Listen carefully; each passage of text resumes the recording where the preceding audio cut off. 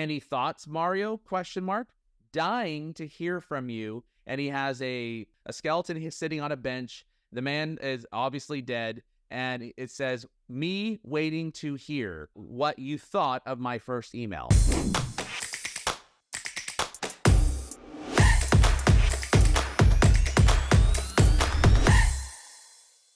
All right, so this is basically Thursday, Friday, Saturday, Sunday, Monday, 5 calendar days or 3 business days, January 22nd at 4:33 p.m. UTC. So it's basically on the clock. This is what's happening. And he writes back, this is the words, team, listening in on the podcast. Any thoughts, Mario? Question mark. Dying to hear from you. And he has I guess I would call this a Giphy. And it's a skeleton sitting on a bench for all of you listening audibly. A skeleton is sitting on a bench. The man is obviously dead. And it says, me waiting to hear what you thought of my first email. All right. What do you think of Bob's third email to me, Jason? So I think Bob is clearly trying to be clever and humorous. What I'll say, it comes across to me in a very, non-funny way, right? Because it's implying, obviously, like, I've waited so long to hear from you, Mario. I actually died sitting on this bench, and I'm not even here to even talk to you anymore because I'm no longer, a human in this world we call Earth. Because you took too long after how many days? 7 days. Listen, I've used, funny gifs and things from time to time in the past. And, the one that I've found to be sometimes funny, and I don't find particularly the gifs work as well. I'll use like a little bug emoji. Like, I didn't mean to be a pest or a bug, like in an email, something like that, just to be kind of cute. But honestly, I think all that stuff's been outplayed. It was, for the last 10, 15 years, people, were doing that a lot. And I think that's kind of gone.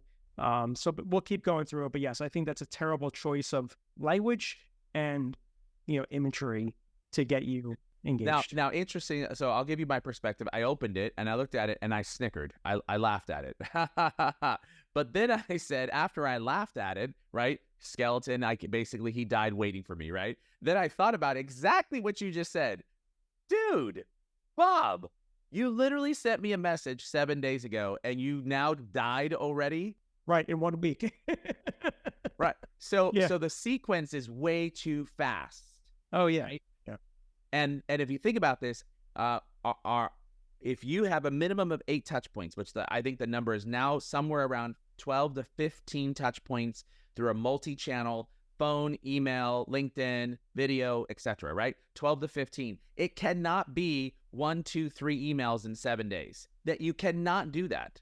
And this is where I really challenge sales organizations to say, if you're calling on an executive, in this case, Bob is calling on me, an executive. Yes, it's a small business, but do you really think that I'm sitting here waiting for someone to reach out to me to talk to me about what I think is about advertising, right? I think he's talking about, can they do the advertising spend, if I'm not mistaken. No, this is all wrong. And to your point, I believe that sending me a Giphy with a dead man skeleton sitting on a park bench, me waiting to hear what you thought of my first email, I wanted to write back, your first email sucked. And if you thought that the second and the third one were better, you're totally not smart. That's what I wanted to write back. Yeah, and the other thing too is we should mention, for those listening on audio, in all these emails, there's no link to any website. There's nothing there to prove credibility of the company, to add any type of value of the things you were mentioning before. So why would you respond at this point? But let's go ahead. Now I see a few days later, he emails you again. Exactly. So January 26th, this is now, he waited for 4 business days. 4 days. Yep. And it's same time. It's on a clock, 4:47. So everything's between 4:30 and 4:48, right? And he writes back, hey, Mario, just confirming you received my last email. So each email is saying, I want to confirm that you received my last one. Well, the last one was the dead skeleton man. And the one before that was, make sure you saw the one before that, which is this first one. So this is outrageous at this point, and it's totally, now you've pissed me off. Now that's what happened, is because you haven't offered any value. I have no idea, based upon this first message right here, I have no idea what you do, who you help, how you help, what business problem you solve. I have no idea if you have any validation. I have no idea what the heck Gamma AI is. What are your thoughts? Would you just keep pounding away on, did you see my first? Did you see my first? What are my thoughts about what to do with Bob?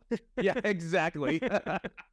You're going to write back with your spam message, right? Bob not only gets the link in your Gmail here of block, right? But it's like report as spam and phishing. You know, that's what Bob gets. I mean, yeah, listen, it's spray and pray. I mean, they are sending this, I'm sure, to tens of thousands of people. And if they get, you know, maybe they'll get like a 0.25%, if that, response, right? Because there are some people that will respond, I'm sure, but very few, right? So they're just spraying and praying and hoping for the best. The reality is, it may not even be a real company, Mario. I mean, like, we've seen a lot of these things where they're just, you know, phishing, trying to, you know, get malware to activate on a computer. So, you know, my caution to listeners too is like, if you find something that's interesting, personally, I never click any link in an email that I've not gotten, that I haven't requested. Maybe I'm just cautious, and because I'm a data guy and, you know, tech guy, I'll always just go to the website. And if that website is not a legitimate website, I don't even bother. Even if I had some interest, I just stop right there. So, you know, I would say, you know, just as far as my best practice. All right. You know, well, it doesn't end there. It doesn't end? Oh, no. Last email he sends now is on January 31st, which is 5 days later. And all it says was, for those watching, it says Mario ? Now, I want to tell you something, Jason. You don't know this because you don't necessarily memorize my email offline. But if you're looking at this email here, and again, my those of you watching, I've just clicked on the email that shows the from and the reply, and on the video, this will all be blurred out for Bob.